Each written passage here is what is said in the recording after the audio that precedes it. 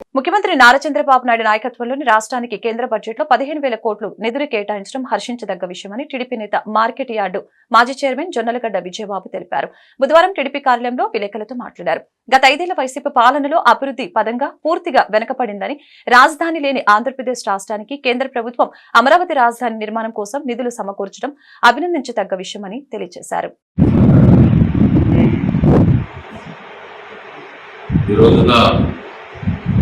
రాష్ట్రానికి ఎంతో శుభపరిణామం.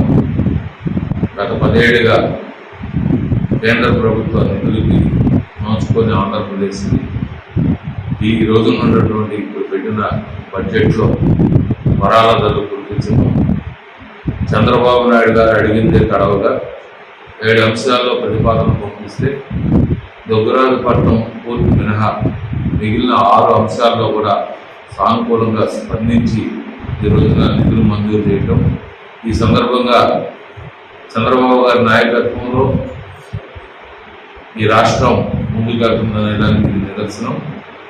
ఈ కార్యక్రమానికి సహకరించినటువంటి నిధులు ఇచ్చేదానికి సహకరించిన ప్రధానమంత్రి మోడీ గారికి, హోంమంత్రి అమిత్ షా గారికి, అదేవిధంగా కేంద్ర మంత్రి నిర్మలా సీతారామన్ గారికి కూడా హృదయపూర్వక నమస్కారాలు తెలియజేస్తూ ఈ రోజున అమరావతి నిర్మాణానికి 15,000 కోట్లు మంజూరు చేయటం, అదేవిధంగా మన పోలవరం ప్రాజెక్టు ఇది జాతీయ ప్రాజెక్టుని దాన్ని పూర్తి చేసే బాధ్యత మాది అని హామీ ఇవ్వడం, స్పష్టమైన హామీ ఇవ్వడం ఈ రాష్ట్రానికి శుభసూచనం.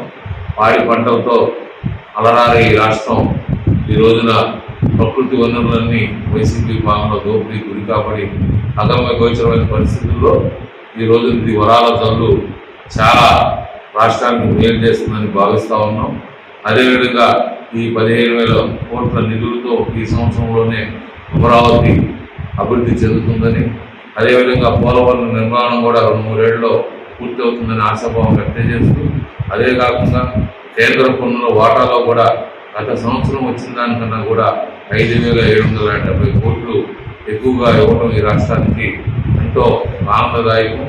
ఇదే విధంగా ప్రజలు ఎన్డీఏ కూటమిని ఎన్నుకుని తెలుగుదేశం, జనసేన పార్టీ, భారతీయ జనతా పార్టీల నేతృత్వంలో ఉన్న ఎన్డీఏ కూటమిని ఎన్నుకుని ఆంధ్రప్రదేశ్ చేసిన దానికి నిదర్శనంగా ఇవాళ కేంద్రంలో ఈ కేంద్ర ప్రభుత్వానికే ఇవాళ ఓటమిచ్చే పరిస్థితిలో ఉన్నటువంటి ఈ ఎన్డీఏ కూటమి, తెలుగుదేశం, జనసేన, బీజేపీ కూటమిని గుర్తించి గౌరవించి ఈ విధంగా నిధులు మంజూరు చేయడం హర్షణీయమని చెప్పి మనవి చేస్తూ, ఇదే విధంగా 5 సంవత్సరాల కాలం కూడా రాబోయే 4 సంవత్సరాలు కూడా ఈ బడ్జెట్ కాకుండా మిగిలిన 4 బడ్జెట్లో కూడా వెనుకబడిన ఆంధ్రప్రదేశ్ని ముందుకు తీసుకెళ్ళడానికి సహాయ సహకారం అందించాలని కోరుతున్నాను.